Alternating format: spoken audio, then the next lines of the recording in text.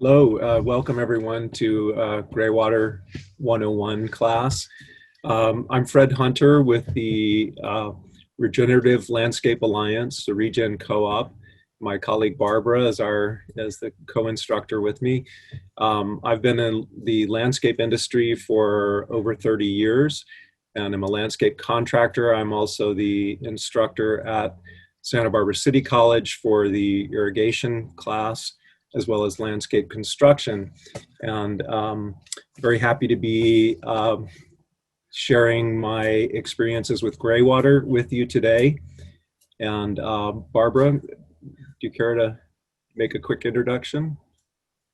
Just really briefly, hi everyone. We're really glad to have you join us in this way. And I've been doing Graywater since 2012, teaching about and installing, and really passionate about the whole range of regenerative or sustainable water management and how it can help our environment and climate change. So let's just jump right in. Great. I think Mariana's going to be advancing the slides for us. So the question, of course, is what is graywater? How do we define graywater?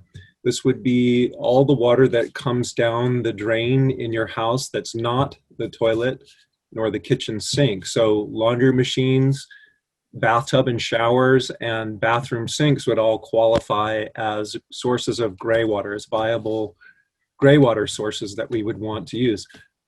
Barbara, you just jump in. Anything you want to add? Yeah, I just wanted to say that kitchen sink graywater is not legal in California, but it is legal in some other states. Yes.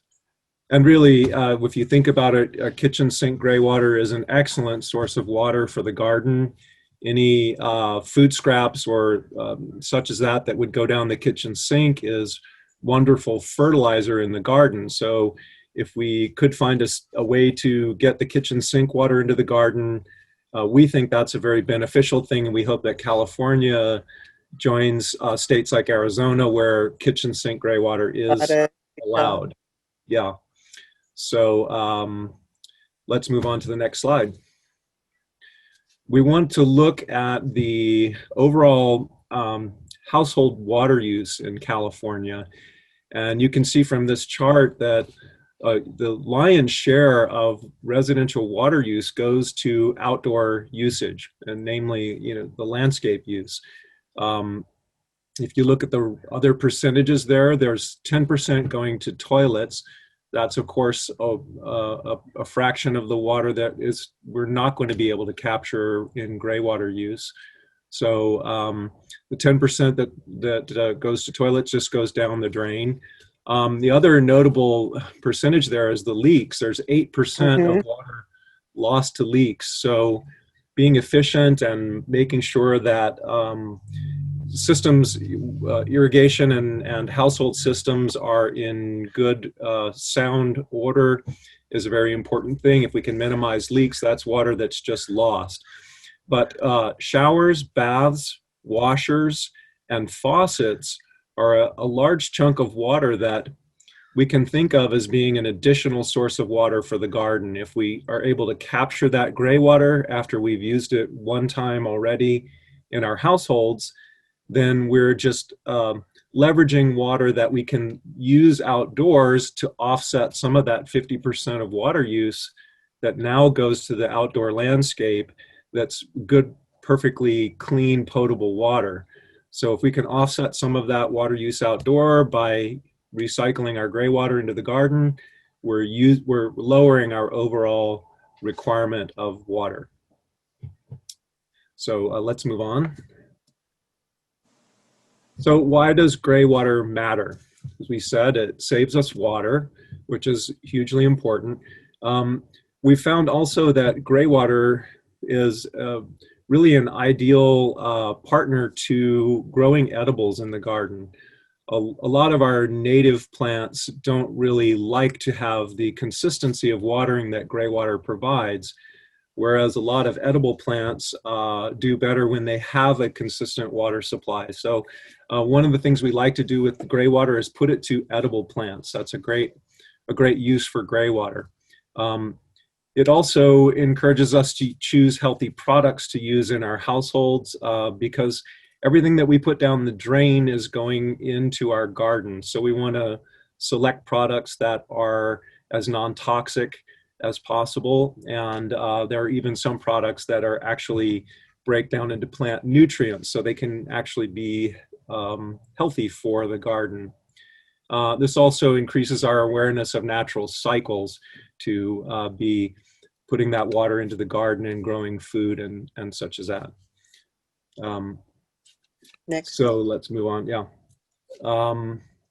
The simplest of all gray water systems is what's known as the laundry to landscape system, the L2L, we call it in shorthand. And laundry to landscape is a simple system that uses the discharge from a clothes washer to push water out and into the garden to deliver it to target plants in the landscape.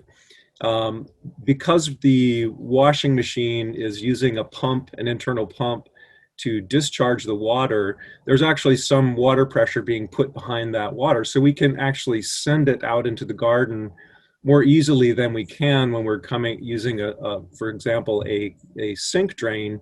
There's no water pressure behind a sink drain, but the laundry machine is actually pumping. So we can take advantage of that pump and get a little bit farther distribution from an L2L system. So you can see the components there broken down. Perhaps the most important, and that's why it's labeled #1 on the legend, is the diverter valve. It's a 3-way diverter valve that allows us to send the discharge from the washing machine either to the sewer or out to the garden. There, we're back. Yeah. So that's #1 there. You can see that little lever. That allows you to choose, for example, if you wanted to use chlorine bleach in your load of laundry, or if you had a load of laundry that was soiled and you didn't want to put that into the garden, you could divert it and just send it down the sewer line. Other key elements to the design of the L2L system would be #7 there at the top. That's the auto vent or air admittance valve. That's what allows the gray water as it's discharged to flow out into the garden, and it breaks any back suction that might be happening on the system. We don't want to have siphonage of water that could be, for example, the machine could start refilling its basin, and if there's siphonage going on the line out to the garden, that could draw that fresh water out of the machine as it's trying to fill. So that air admittance valve is an anti-siphon device, essentially, to allow water to flow out through the distribution lines efficiently and cleanly. And one thing I want to say about this schematic is that it's very helpful showing all of the components of the L2L system. However, what it doesn't really show is that the piping in the L2L system is flexible. It's not a rigid, solid pipe. It is in the beginning, but right there when you get to like 9, when it's in the garden, it becomes like poly tubing, and that makes it much easier to move around, and to also, if you need to change it at a later date, it's a very flexible system. The installation is relatively simple on those distribution lines. You will notice that at the end of each of those lines is a little valve box. That's the emitter is housed inside that little valve box, and that's where the water comes out into the landscape. I think we're going to look at that in a little bit more detail, so let's move on. Yeah. Here is a detailed shot of the diverter valve. So it is a requirement that laundry to landscape systems have this ability to be diverted either to the garden or to the sewer. These 3-way valves are, by a quarter turn of the valve, you can shift the direction that the water flows either to the garden or to the sewer.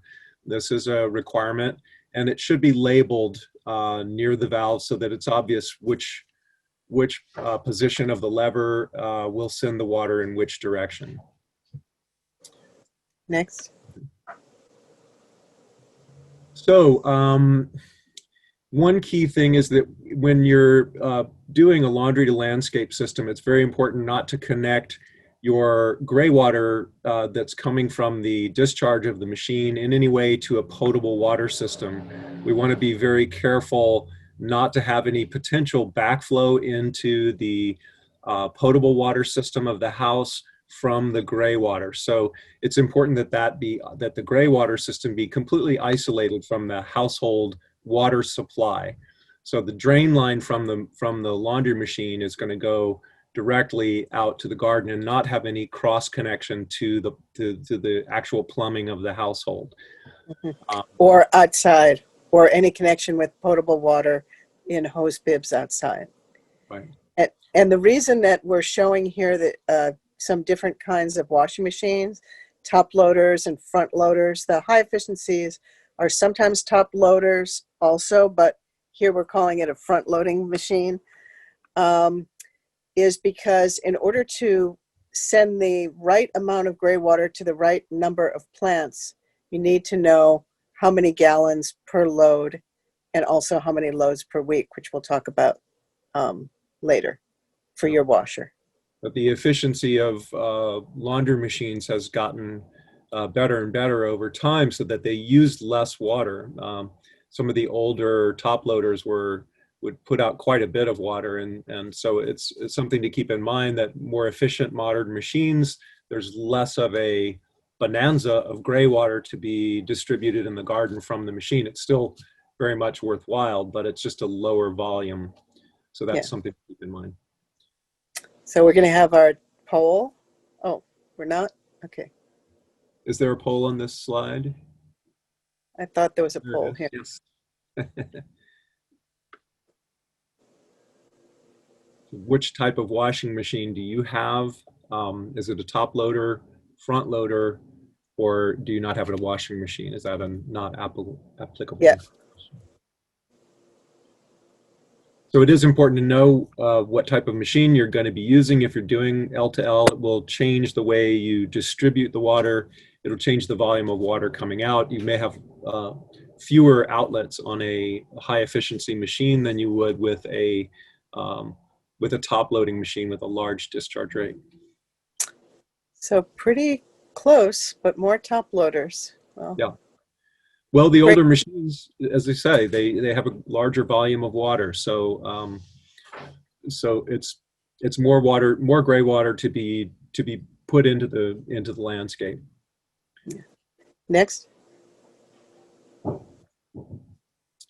So here's the auto vent element that I mentioned earlier on. This is the anti-siphon device that prohibits the gray water that's traveling down and into the distribution lines and into the garden from siphoning water out of the machine. It breaks that siphon with a little air gap or a little auto vent that allows air into the system and breaks the siphon. This is an important aspect on L2L systems. Oftentimes we'll put those on the exterior of the house. As you see, the small photograph in the far left shows an auto vent mounted on the outside of the house. If that's not particularly desirable or possible, we can also do that inside the house. In the laundry room, you see in the center photograph, there is an air admittance valve up on the top of that riser. It does essentially the same thing as the auto vent. It allows air into the system so that breaks any siphonage that might be happening in the water traveling out. The slide on the far right shows an exterior air admittance valve. And again, the valve is put up higher so that there's additional water pressure required for the water to get up to the vent. It operates best when the airflow in the pipe as water rushes in pushes the air admittance valve closed. And if that's up a little higher, it keeps that from spurting out any water, not unintentionally spurting out a little bit of water as the system kicks in. So that's why we elevate the air admittance valve like that. Next. Next slide. There we go. So the ultimate destination in the garden for our graywater is going to be a mulch basin. And here are some examples of mulch basins. You can see the emitter shields, those green lids on those little valve boxes. The emitters are housed inside of those boxes. And the boxes are stationed in little dugout mulch basins. You can see how we've created low spots for the outlets to sit in. And then those will be filled with mulch around the emitter shield, so that as the water's discharged inside that shield, the water permeates out and into a very rich organic mulch basin that's full of organic material that becomes a beautiful carbon sponge to absorb that gray water and also to filter any kind of contaminants or impurities, or skin cells or hair particles, that kind of thing that might be in gray water coming from a shower or something. That's great food for the bacteria and fungi in the soil, and in that mulch basin, all of that material will be consumed by the mulch, by the bacteria and fungi in the mulch, and converted into usable nutrients that the plants can also absorb. So also these basins will become more and more porous and absorbing of water over time. They're a regenerative type of a system that only grows in its capacity to absorb moisture and hold moisture over time. As the soil carbon is increased and the richness of biology in the soil is increased, that soil's ability to hold on to water will be greatly increased. And so that gray water that's going out will be available to the plants in the area for a good long time if it's discharged into a nice healthy mulch basin. And I just want to say that for this and the next slide is that aesthetically, these pictures were taken so that you can see the layout of the tubing and the emitters and everything in the basin, but everything will be covered with mulch. Now, sometimes people put a paver or a special stone or something like that. It's good to know where those valve boxes are. So you might want to, put something significant that also looks beautiful, but it's not just going to look like a bunch of irrigation tubing and valve boxes. Right. Next.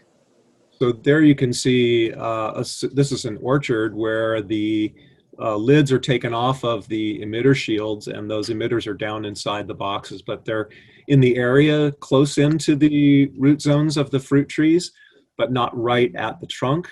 We try to stay within the drip line of the tree. Closer to the outer edge is better. The emitter shields can actually be moved over time as the tree grows. The flexible nature of the outlets allows you to sort of bend that emitter discharge point away from the trunk of the tree and more out into the drip zone of the tree. So this is a requirement of gray water systems in general and of laundry to landscape, is that it be directed and contained within an irrigation or dispersal field. So we're trying to create a safe place to put the gray water where it can go straight into the ground in the garden and be covered over the top. Next.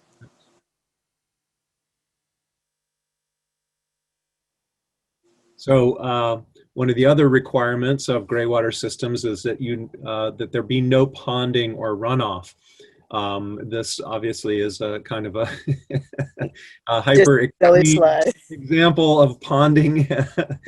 And you can see there that the water line on that house is quite high. So this is obviously a shot from flood damage rather than a gray water system gone wrong. But it makes the point that ponding and runoff is prohibited.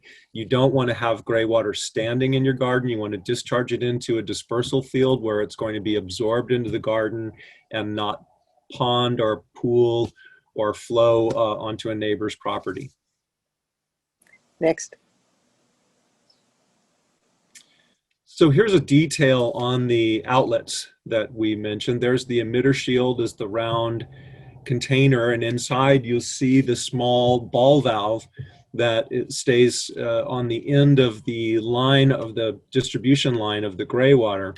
That ball valve is a way to control the flow of water out at each emitter. It helps to balance the flow between different trees. If a tree is closer to the beginning of the line, it's going to have slightly higher pressure and receive more volume of water. So with the valve on the end, you can dampen that down a little bit to restrict the flow early on in the system so that the plants toward the end of the system will get as much water as the ones at the front. It's important to note that these ball valves we use are what's called a full port ball valve. In other words, the aperture on the inside of the valve is completely open. It's when it's in the full open position, that aperture is the full diameter of the pipe inlet and outlet of the valve. So it's the least restrictive type of valve. And we want to do that because with particularly laundry to landscape systems, but also with just gray water in general, we want to avoid obstructions that are going to get clogged with lint or any kind of particulates that might be in the gray water discharge.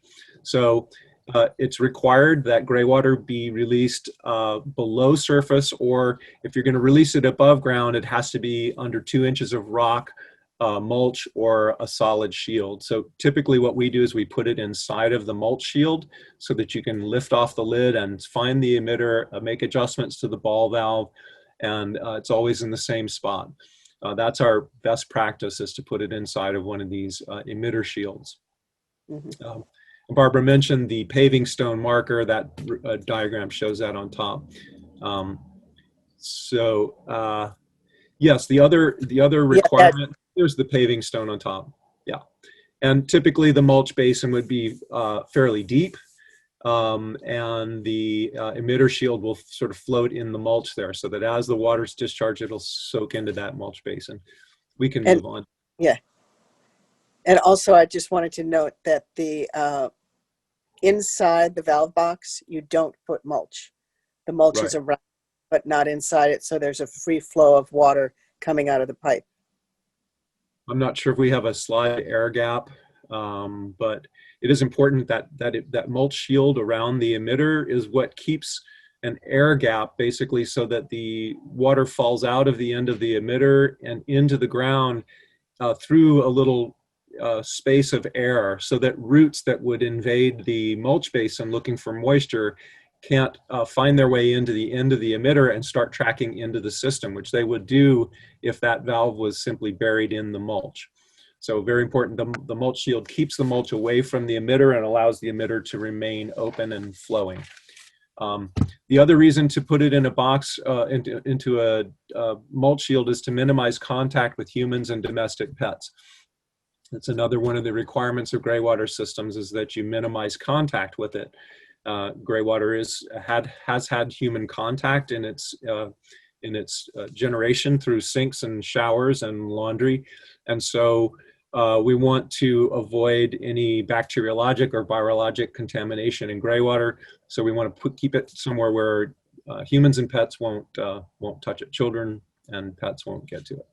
Yeah. Next. Similarly, if you, one of the reasons for that diversion point is to be able to select whether you put something into the landscape or not. You might choose to put something down the sewer if you were going to be washing diapers or similarly soiled infectious garments. You would want to divert that down the sewer rather than put it into the garden. Although there is an argument that, baby poop makes excellent fertilizer, so the plants would certainly appreciate it, but it's not advised to put infectious elements into the gray water system. Yeah, it's required not to. Yeah. At this point, yeah.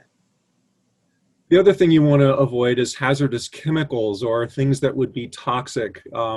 Greasy or oily rags or other chemical waste products that might be in the laundry. You want to avoid these getting into the landscape. You think about everything that goes in.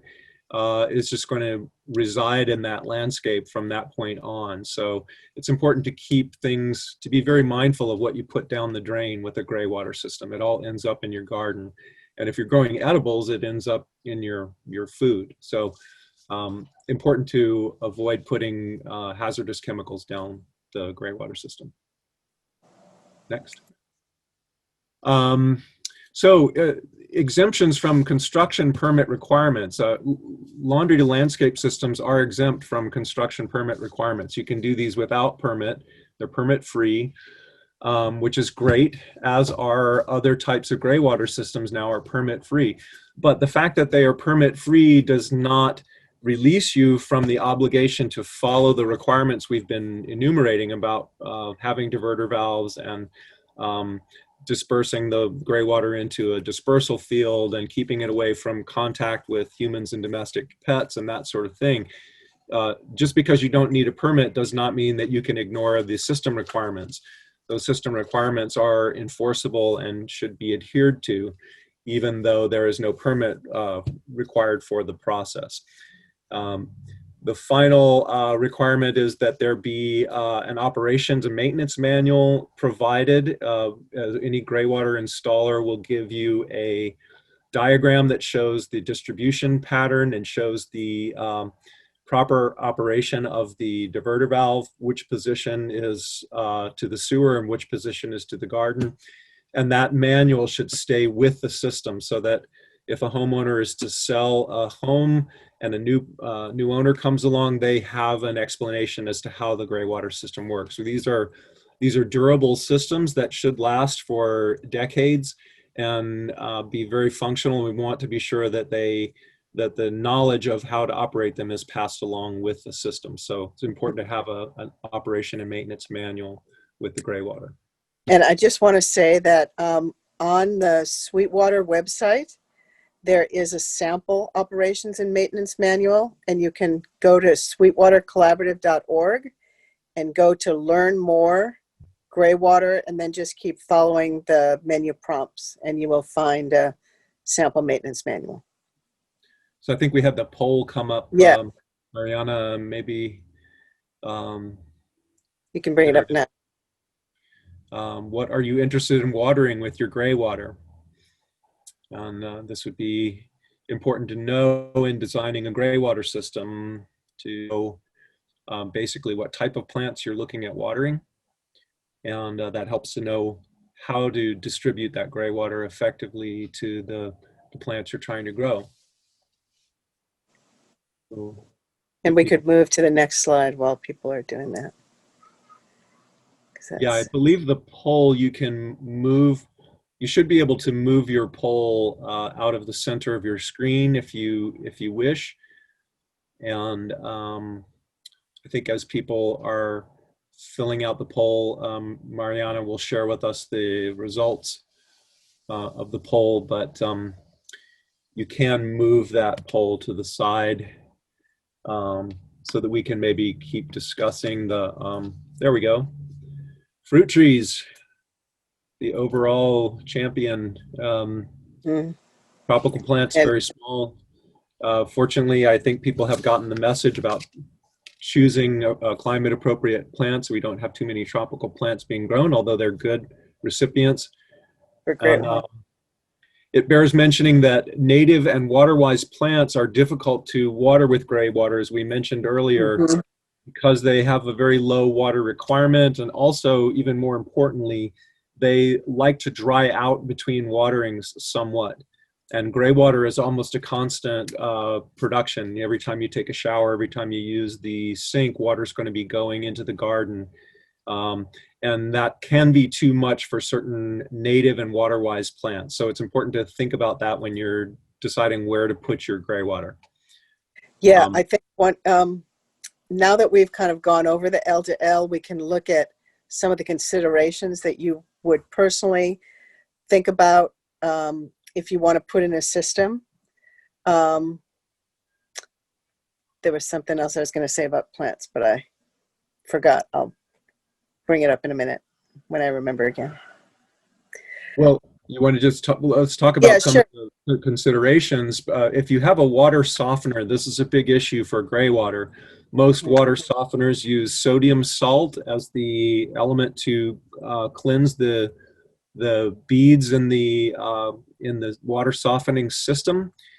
And so if you are using sodium, there will be trace elements of sodium in your water, and that can build up in the garden and be a real problem. Sodium is persistent in the garden. The only way to get rid of it is to leach it. So unless you have a lot of high rainfall to leach out sodium, it can build up to toxic levels in the soil. So it's important to choose potassium for your water softening system if you do have a water softener. Potassium is actually a plant nutrient, and so it's tolerated quite well by plants. So it's important to use potassium salt in a water softener. It is more expensive than the sodium salt, but if you have gray water, it's an important change to make. Potential. Yeah. And then knowing how many gallons per load you're using and how many gallons per load your machine generates and how often you're doing laundry is important in calculating the practicality of it. Also, the location of your machine within your home. If it's located near an exterior wall of the house, it makes it easier to get that plumbing out and into the garden. And then, of course, knowing what kind of plants you're going to water and whether those plants are uphill or downhill from the washing machine. The pump can lift that water slightly, but not very Not far. The much. pump is only designed to lift the water to the top of the machine and dump it down the drain. So those pumps are not super strong, so you can't go uphill with your gray water. It pretty much should be downhill of the machine. So those are all important things to think of when you're trying to plan an L2L system. I think we probably need to speed up a little bit in Yeah. our Okay. presentation. So calculating your gray water potential. This is just simple math to, for example, if you're looking at a shower and you want to figure out how much your weekly production from your shower is, if there are two people who take 1 3-minute shower every day and two people who take 8-minute showers 4 times a week, and the shower head's flow rate is 20 gallons per minute, you can simply do the math to add up the gallons per minute times the minutes used and the number of showers per week and the number of people using the shower to get the production for those particular shower users. And if you do that for the entire household, you can get a pretty good estimate of the number of gallons per week that you would produce from your shower. So in that example, the total gallons per week ends up being 212 gallons produced by those 4 people showering, 2 of whom are taking short showers every day and 2 of whom are taking longer showers 4 times a week. And then the laundry is the same thing. How many loads of laundry does the household do and how much does your machine produce to get an estimate of your washing machine production? So in this scenario, the household would have a potential production of 212 plus 100, so 312 gallons per week. Pretty simple. Nick. So the other kind of gray water system that we routinely install and that is very durable is called a branch drain system. This is fed by gravity. And in a branch drain, it is more intricate to install than a laundry to landscape because it does rely on gravity for flow. But we use these double elbow fittings, which are actually intended in sewer plumbing to bring 2 disparate flows of water together. We use them in reverse to split the flow of water apart. So essentially the water flows into a Y and half goes one direction and half goes the other. So we can assemble a series of those double elbow connectors in order to split the flow of water. So in this diagram, you see the source of gray water coming in at the top. It gets split in half at that first Y there, that first double elbow, and then it flows on out. So you've got half of the flow going in each direction. Then there's another level of splitters that would split the half of flow into quarters. So you get a quarter and a quarter, and so on down the chain. So you're basically ending up with 16 outlets on this particular diagram, and each of those would represent 1/16 of the overall flow from the gray water system. Sometimes we don't split it up quite that much, but it is possible to get about 16 splits on a well-balanced branch drain system. Next.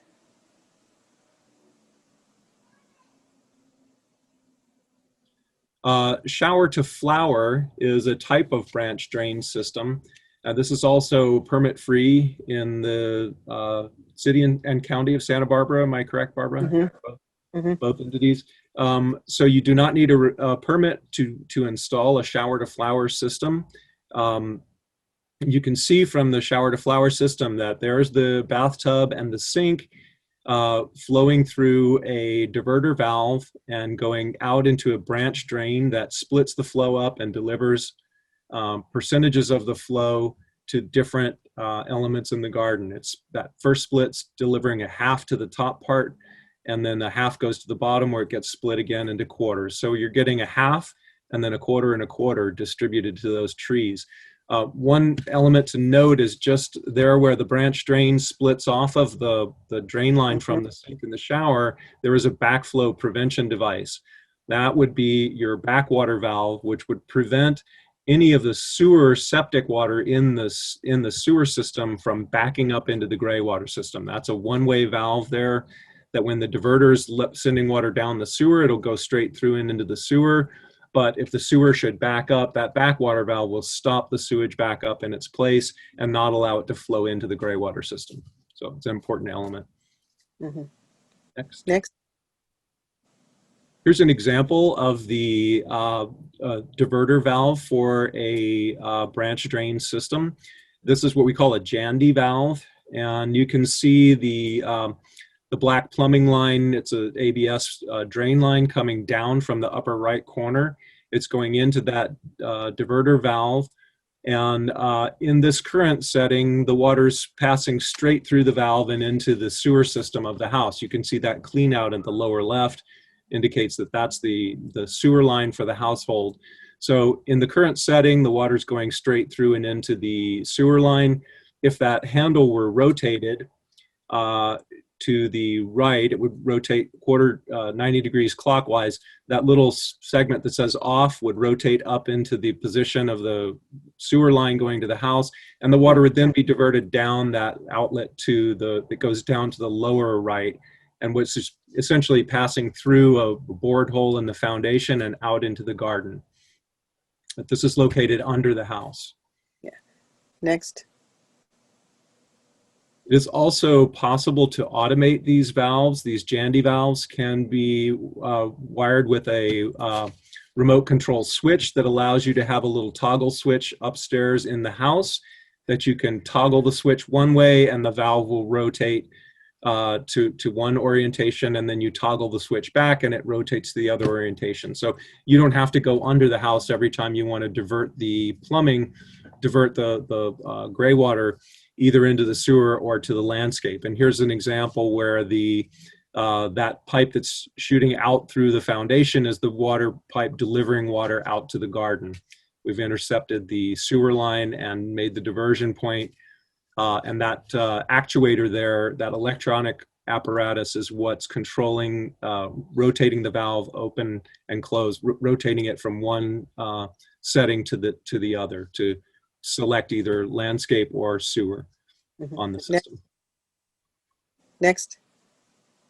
This is just a detail of the mechanics. So there's that little toggle switch. This is the kit that comes in order to install that actuator. It's a fairly simple process to put the automation onto the valve.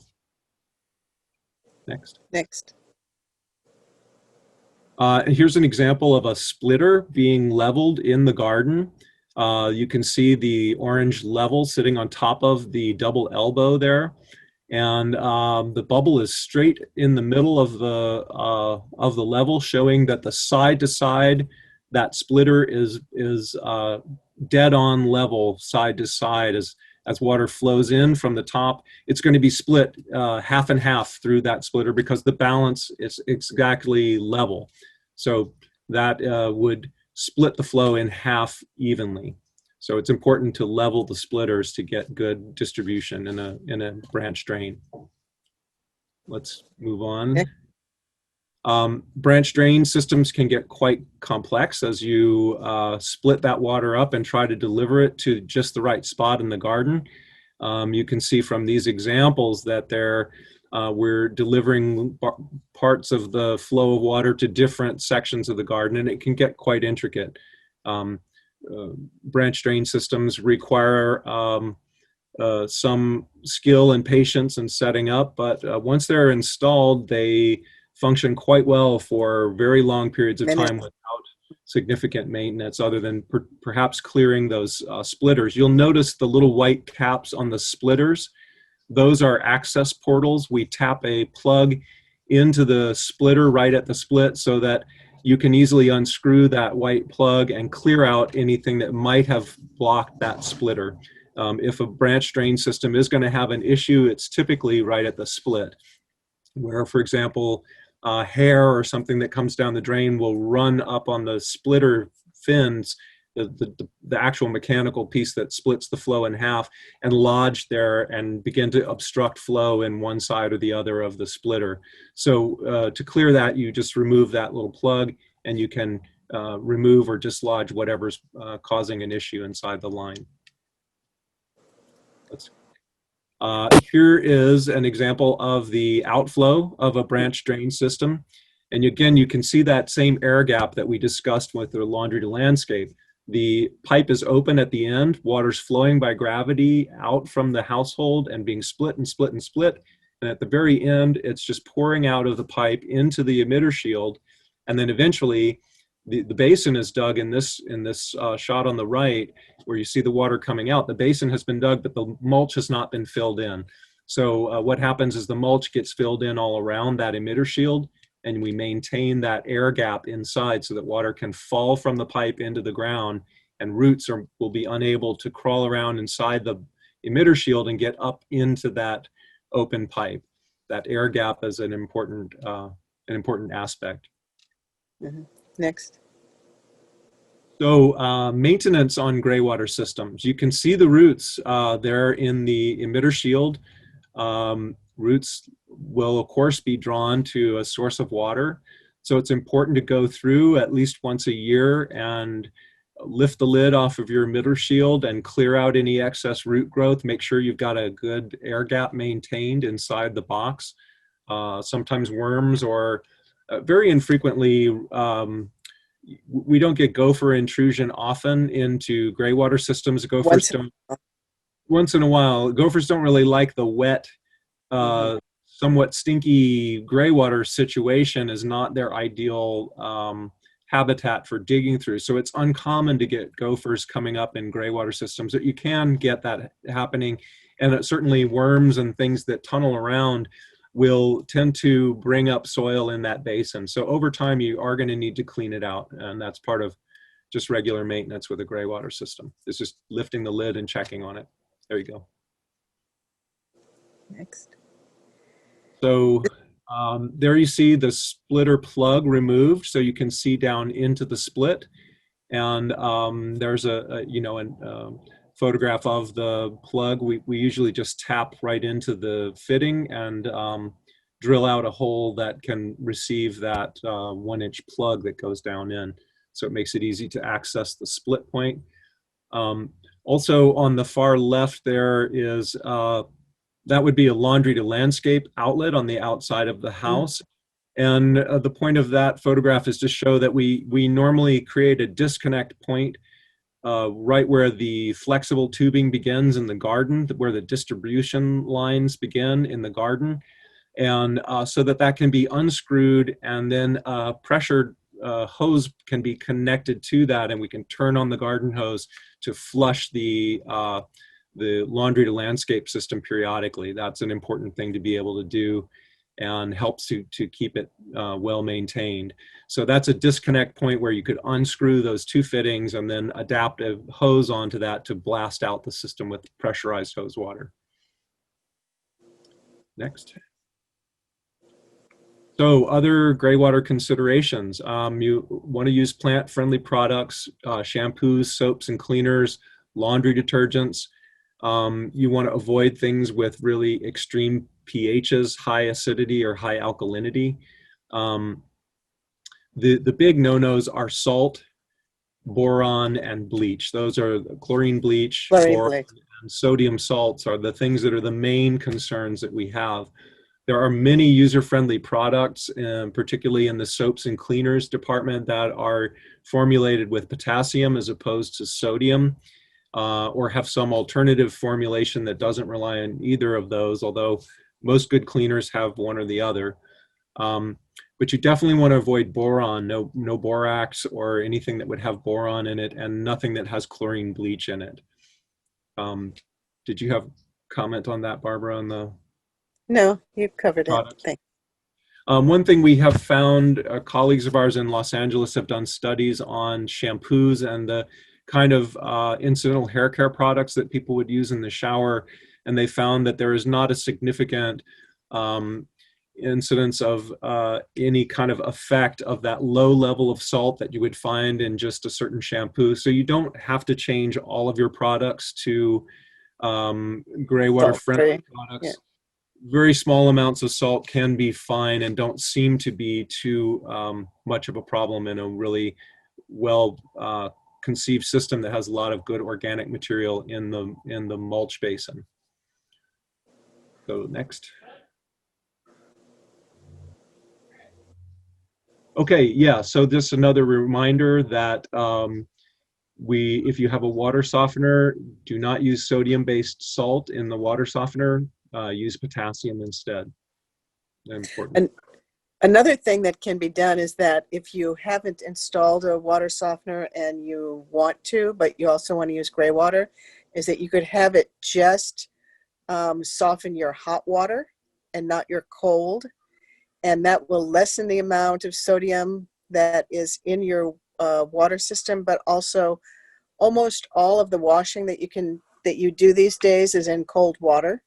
So it will eliminate sodium from that, or even if you use potassium, it will lessen the amount of potassium that's coming in and just have pure gray water into the garden. Okay. Next. So review of the guidelines.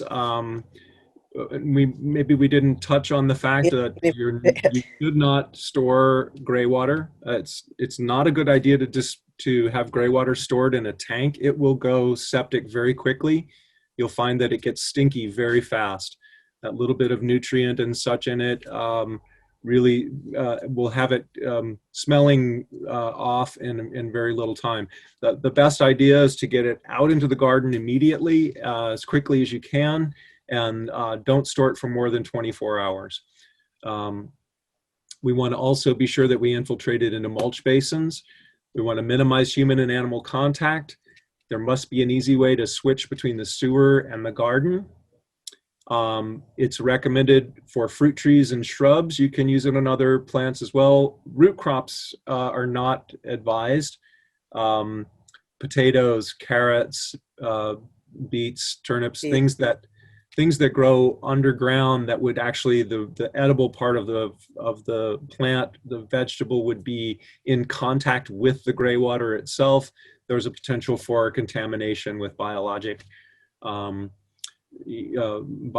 agents that would not be desirable. So you don't want to use it on root crops, but it's fine for, you put gray water on a tree or shrub and that tree or shrub produces a fruit, that fruit is perfectly safe from any contamination that might have gone down the gray water in the way of biology. The system of the plant is going to filter out any bacteria or that might be in the soil that would be a concern for root crops. So you don't have to worry about that with oranges or fruit that comes off the tree. You should know what you put down the drain and be mindful of that. And then you should always have proper signage and manuals to pass on the information and specifics of the gray water system to future users of the system. Great. Next. So some installation costs, just to give you very rough ballpark idea of what kind of costs you might expect with different gray water systems. A laundry to landscape is typically the least expensive and easiest system to install. Costs vary greatly depending on how many outlets and how far you have to go, how accessible the machine is. There's so many variables to this, but you could look at spending in the area of $1,600 to $1,900 for labor and materials to have a professional installer install an L2L system for you. It could be done less expensively on your own. It's an easy thing to do, but a good, knowledgeable installer can oftentimes save you heartache and money in the long run by building the system properly from the beginning. Likewise, branch drain systems are fairly tricky, and I don't advise most homeowners to try this on their own. It can be done, and it's not that complicated, but leveling those splitters and getting them set just right so that they stay accurately set is a learned skill that is difficult to master. And just the layout of the pipelines and keeping the proper fall in the pipe so that gravity flow still works through that whole pipe system is an important aspect to branch drain systems. They're a little bit more expensive, in the area of $2,400 for labor and materials on an installation of that. If you're just looking at materials only, Barbara, did you want to say something? The materials only, your Graywater materials about $400. If you're looking at new plants and trees, maybe $300 for that. Mulch is free from the County of Santa Barbara. This is a wonderful asset, a wonderful resource that we have here in Santa Barbara. The county mulch program, the city is partnered with the county. If you're a City of Santa Barbara water customer, the city will pick up the tab for delivery 2 times a year. I believe that's still the program.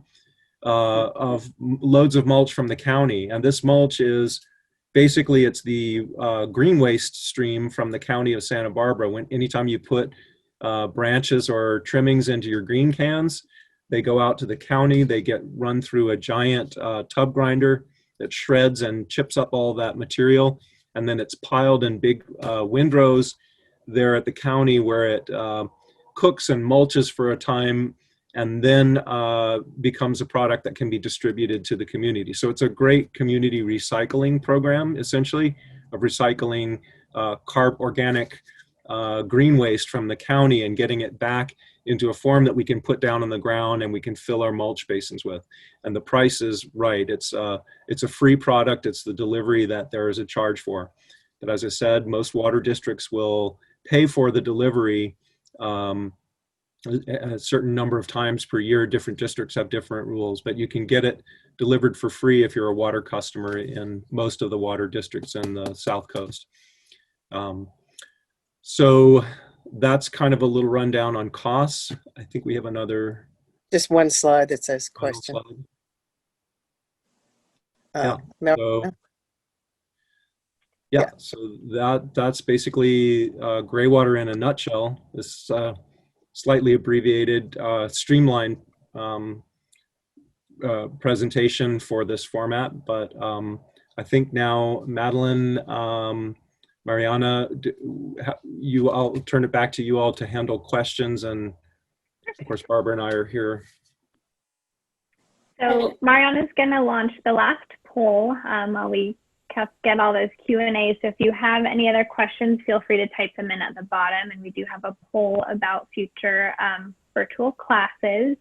And I just wanted to pitch our next class, which is next Monday, the 19th, and that is Waterwise landscape maintenance. And that will also be at noon. So that's next Monday, the 19th at noon.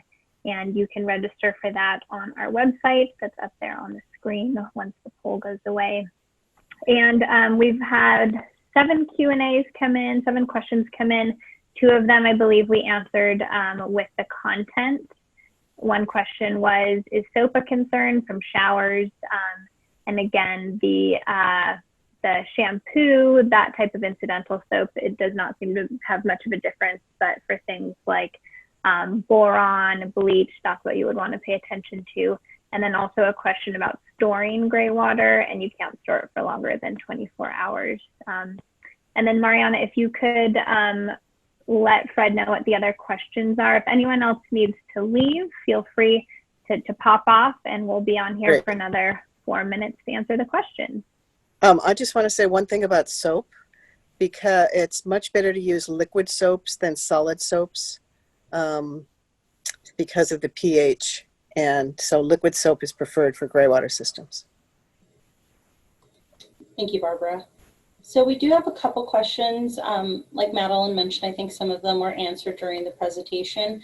However, if you feel like your question wasn't quite answered, just feel free to drop your email address in the chat box and we'll send you an email and reach out. But Barbara and Fred, the first question is about styrofoam dust in clothing. And if you've seen any issues with that in the past. I know that you mentioned being cautious about potential hazards in clothing, but this question is specific to styrofoam dust. Yeah, we haven't seen any issues with it. I assume that any styrofoam dust or something that would be in clothing would be fairly minimal. Anything like styrofoam or nylon or fibers from clothing that are non-biodegradable, polyester, that sort of thing, those fibers would be discharged into the mulch basin and essentially just become part of the matrix of the soil. They would remain inert and remain there, but they're not necessarily harmful. There are organisms, there are bacteria and fungi that can begin to degrade polymers, complex polymers, but for the most part, those are non-biodegradable elements, and they would just accumulate in their very trace amounts in the mulch basin and become kind of an inert part of the substrate that the roots and such would be growing in. So unless they're overtly toxic in their own state, then I wouldn't worry about them in those trace amounts going into the mulch basin. Great, thank you. So the next question is about like shared laundry space in which there's water feeding into the Graywater system daily. And this person wants to know if there's a way to redirect the water's rotation so that it's not always ending up in the same place. There is. Barbara, do you want to talk about that, or do you want me to? Yeah, you talk can just about talk. an indexing valve? There are ways to alternate where the water goes in the garden. You can install a series of diverter valves that would allow you to, on a certain given day, divert the water to a certain section of the Graywater system. You want to always be careful in installing diversions in the system that you're not plugging up the system, that you're not closing something off inadvertently so that there's nowhere for the gray water to go. You want to always be sure that there's an open end somewhere for the gray water to flow out into the system. There are valve devices called indexing valves that will, with each time the gray water system comes on, the indexing valve will rotate to a separate position, and you can plumb those so that each time the valve is activated, it will send water to a different zone of the garden. We have installed those kinds of systems before. They seem to work quite well. But in a shared laundry situation where there's a constant production of gray water or a high production of gray water, it would be important to either have a basin that can handle the capacity of that, or to be able to distribute that water somehow in the garden. And it is possible to do that. Great, and the next question, I want to make sure I understood it correctly. So if the person who asked it, if I'm not expressing it correctly, please let us know. But it sounds like this home already is redirecting water from their roof during rain events into their distribution system out into the landscape. And they're wondering if they can hook up their gray water system to that same distribution line. Okay, I'd like to answer that. Gray water is not pure water, but rainwater is. So as soon as you mix rainwater and gray water together, all of the rainwater becomes gray water. So I would advise you not to do that. Also, rainwater typically can water more water-wise plants. It's more appropriate for that. And gray water is more appropriate for medium water use plants. And the other thing is, I'm not clear if they're saying that they're putting that into an irrigation system, because irrigation systems, drip irrigation systems, the emitters and the fittings are too small for Graywater, because Graywater has other elements in it like lint and hair and sloughed off skin, and it will clog a drip system. Great. If that doesn't answer your question, please let us know. The next question is, how long does it take for a professional to install a system? If someone is doing this work on their own, where can they find the materials? And where can they find a professional to install this type of system? So I just want to say that if you go to the Sweetwater Collaborative website and you go again through Learn More and then Graywater, there is one page which is County of Santa Barbara resources, and it lists Graywater installers, it lists where to get materials, and it lists just a whole lot of resources for you here. And what was the other part? Oh, how long? Laundry landscape system shouldn't take more than a day. Depending on the complexity of a branch drain system, it could take maybe up to a week, maybe just a day or two. It varies a lot.